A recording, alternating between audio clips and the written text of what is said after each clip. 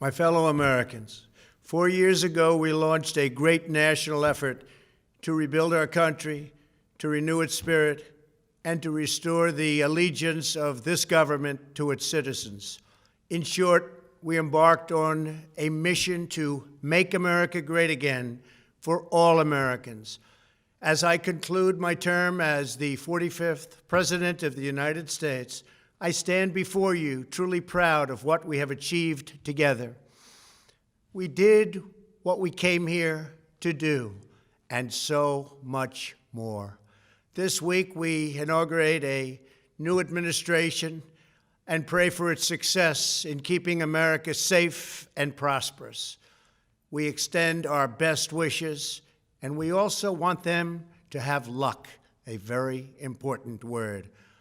I'd like to begin by thanking just a few of the amazing people who made our remarkable journey possible.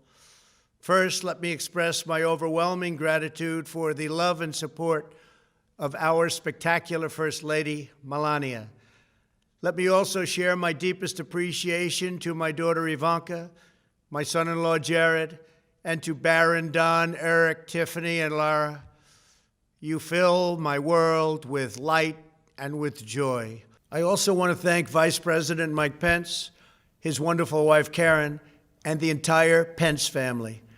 Thank you as well to my Chief of Staff, Mark Meadows, the dedicated members of the White House staff, and the Cabinet, and all of the incredible people across our administration who poured out their heart and soul to fight for America. I also want to take a moment to thank a truly exceptional group of people, the United States Secret Service. My family and I will forever be in your debt. My profound gratitude as well to everyone in the White House Military Office, the teams of Marine One and Air Force One, every member of the armed forces, and state and local law enforcement all across our country. Most of all, I want to thank the American people. To serve as your president has been an honor beyond description. Thank you for this extraordinary privilege, and that's what it is, a great privilege and a great honor. We must never forget that while Americans will always have our disagreements, we are a nation of incredible, decent, faithful, and peace-loving citizens who all want our country to thrive and flourish and be very, very successful and good. We are a truly magnificent nation. All Americans were horrified by the assault on our Capitol. Political violence is an attack on everything we cherish as Americans. It can never be tolerated. Now more than ever, we must unify around our shared values and rise above the partisan rancor and forge our common destiny. 4 years ago, I came to Washington as the only true outsider ever to win the presidency. I had not spent my career as a politician, but as a builder looking at open skylines and imagining infinite possibilities. I ran for president because I knew there were towering new summits for America just waiting to be scaled. I knew the potential for our nation was boundless as long as we put America first. So I left behind my former life and stepped into a very difficult arena, but an arena nevertheless with all sorts of potential if properly done. America had given me so much, and I wanted to give something back. Together with millions of hardworking patriots across this land, we built the greatest political movement in the history of our country. We also built the greatest economy in the history of the world. It was about America first because we all wanted to make America great again. We restored the principle that a nation exists to serve its citizens. Our agenda was not about right or left. It wasn't about Republican or Democrat, but about the good of a nation, and that means the whole nation. With the support and prayers of the American people, we achieved more than anyone thought possible. Nobody thought we could even come close. We passed the largest package of tax cuts and reforms in American history. We slashed more job-killing regulations than any administration had ever done before. We fixed our broken trade deals, withdrew from the horrible Trans-Pacific Partnership and the impossible Paris Climate Accord, renegotiated the one-sided South Korea deal, and we replaced NAFTA with the groundbreaking USMCA. That's Mexico and Canada, a deal that's worked out very, very well. Also, and very importantly, we imposed historic and monumental tariffs on China, made a great new deal with China. But before the ink was even dry, we and the whole world got hit with the China virus. Our trade relationship was rapidly changing. Billions and billions of dollars were pouring into the U.S., but the virus forced us to go in a different direction. The whole world suffered, but America outperformed other countries economically because of our incredible economy and the economy that we built. Without the foundations and footings, it wouldn't have worked out this way. We wouldn't have some of the best numbers we've ever had. We also unlocked our energy resources and became the world's #1 producer of oil and natural gas, by far. Powered by these policies, we built the greatest economy in the history of the world. We reignited America's job creation and achieved record-low unemployment for African Americans, Hispanic Americans, Asian Americans, women, almost everyone. Income soared, wages boomed, the American dream was restored, and millions were lifted from poverty in just a few short years. It was a miracle. The stock market set one record after another, with 148 stock market highs during this short period of time, and boosted the retirements and pensions of hardworking citizens all across our nation. 401ks are at a level they've never been at before. We've never seen numbers like we've seen, and that's before the pandemic and after the pandemic. We rebuilt the American manufacturing base, opened up thousands of new factories, and brought back the beautiful phrase, "Made in the USA." To make life better for working families, we doubled the child tax credit and signed the largest ever expansion of funding for child care and development. We joined with the private sector to secure commitments to train more than 16 million American workers for the jobs of tomorrow. When our nation was hit with the terrible pandemic, we produced not one, but 2 vaccines with record-breaking speed, and more will quickly follow. They said it couldn't be done, but we did it. They called it a medical miracle, and that's what they're calling it right now, a medical miracle. Another administration would have taken 3, 4, 5, maybe even up to 10 years to develop a vaccine. We did it in 9 months. We grieve for every life lost, and we pledge in their memory to wipe out this horrible pandemic once and for all. When the virus took its brutal toll on the world's economy, we launched the fastest economic recovery our country has ever seen. We passed nearly $4 trillion in economic relief, saved or supported over 50 million jobs, and slashed the unemployment rate in half. These are numbers that our country has never seen before. We created choice and transparency in healthcare, stood up to Big Pharma in so many ways, but especially in our effort to get favored nations clauses added, which will give us the lowest prescription drug prices anywhere in the world. We passed VA choice, VA accountability, right to try, and landmark criminal justice reform. We confirmed 3 new justices of the United States Supreme Court. We appointed nearly 300 federal judges to interpret our Constitution as written. For years, the American people pleaded with Washington to finally secure the nation's borders. I am pleased to say we answered that plea and achieved the most secure border in U.S. history. We have given our brave border agents and heroic ICE officers the tools they need to do their jobs better than they have ever done before, and to enforce our laws and keep America safe. We proudly leave the next administration with the strongest and most robust border security measures ever put into place. This includes historic agreements with Mexico, Guatemala, Honduras, and El Salvador, along with more than 450 miles of powerful new wall. We restored American strength at home and American leadership abroad. The world respects us again. Please don't lose that respect. We reclaimed our sovereignty by standing up for America at the United Nations and withdrawing from the one-sided global deals that never served our interest. And NATO countries are now paying hundreds of billions of dollars more than when I arrived just a few years ago. It was very unfair. We were paying the cost for the world. Now the world is helping us.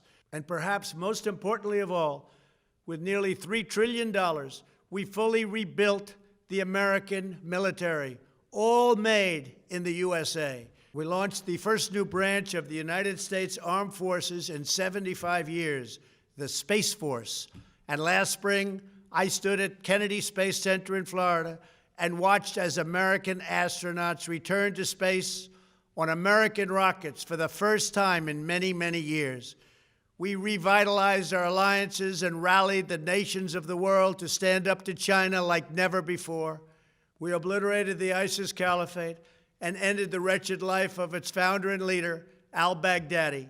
We stood up to the oppressive Iranian regime and killed the world's top terrorist, Iranian butcher Qasem Soleimani. We recognized Jerusalem as the capital of Israel and recognized Israeli sovereignty over the Golan Heights. As a result of our bold diplomacy and principled realism, we achieved a series of historic peace deals in the Middle East. Nobody believed it could happen. The Abraham Accords opened the doors to a future of peace and harmony, not violence and bloodshed. It is the dawn of a new Middle East, and we are bringing our soldiers home.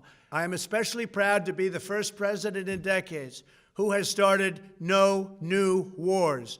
Above all, we have reasserted the sacred idea that in America, the government answers to the people. Our guiding light, our North Star, our unwavering conviction has been that we are here to serve the noble, everyday citizens of America. Our allegiance is not to the special interests, corporations, or global entities. It's to our children, our citizens, and to our nation itself. As president, my top priority, my constant concern, has always been the best interests of American workers and American families. I did not seek the easiest course. By far, it was actually the most difficult. I did not seek the path that would get the least criticism. I took on the tough battles, the hardest fights, the most difficult choices, because that's what you elected me to do. Your needs were my first and last unyielding focus. This, I hope, will be our greatest legacy. Together, we put the American people back in charge of our country. We restored self-government. We restored the idea that in America, no one is forgotten because everyone matters and everyone has a voice. We fought for the principle that every citizen is entitled to equal dignity, equal treatment, and equal rights, because we are all made equal by God. Everyone is entitled to be treated with respect, to have their voice heard, and to have their government listen. You are loyal to your country, and my administration was always loyal to you. We worked to build a country in which every citizen could find a great job and support their wonderful families. We fought for the communities where every American could be safe and schools where every child could learn. We promoted a culture where our laws would be upheld, our heroes honored, our history preserved, and law-abiding citizens are never taken for granted. Americans should take tremendous satisfaction in all that we have achieved together. It's incredible. Now, as I leave the White House, I have been reflecting on the dangers that threaten the priceless inheritance we all share. As the world's most powerful nation, America faces constant threats and challenges from abroad. But the greatest danger we face is a loss of confidence in ourselves, a loss of confidence in our national greatness. A nation is only as strong as its spirit. We are only as dynamic as our pride. We are only as vibrant as the faith that beats in the hearts of our people.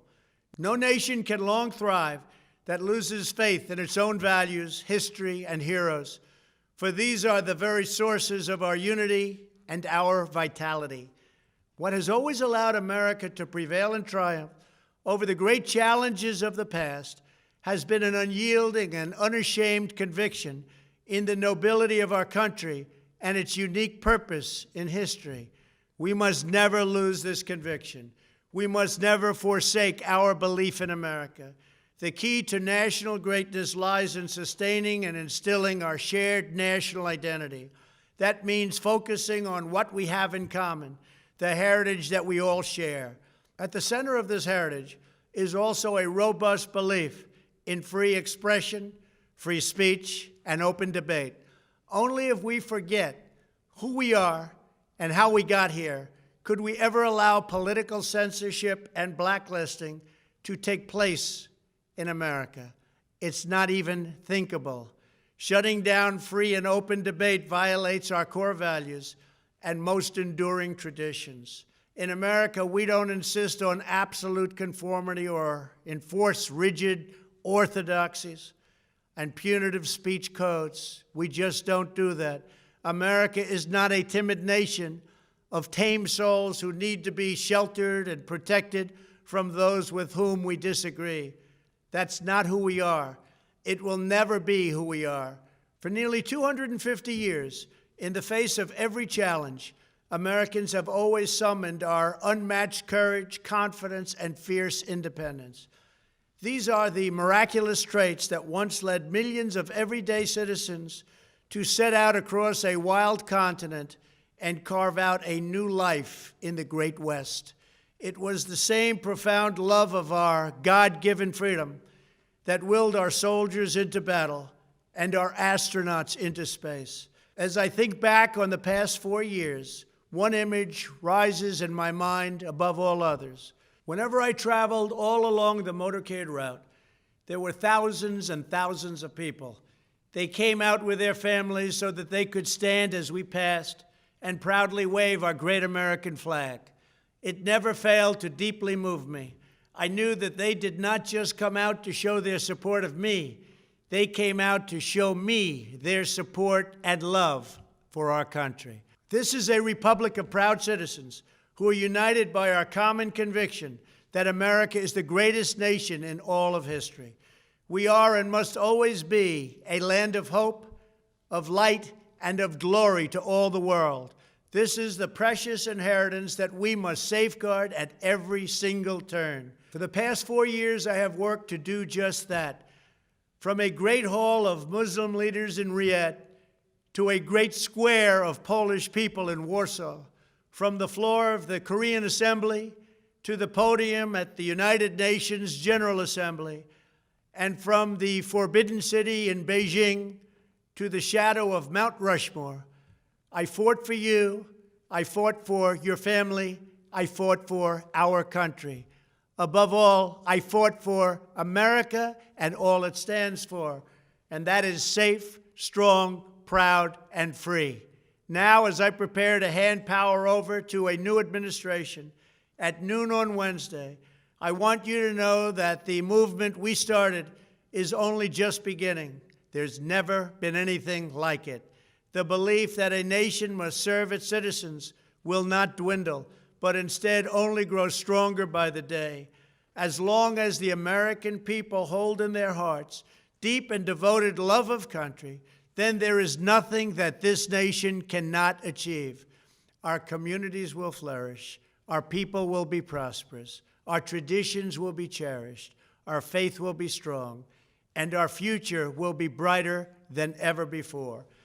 I go from this majestic place with a loyal and joyful heart, an optimistic spirit, and a supreme confidence that for our country and for our children, the best is yet to come. Thank you and farewell. God bless you. God bless the United States of America.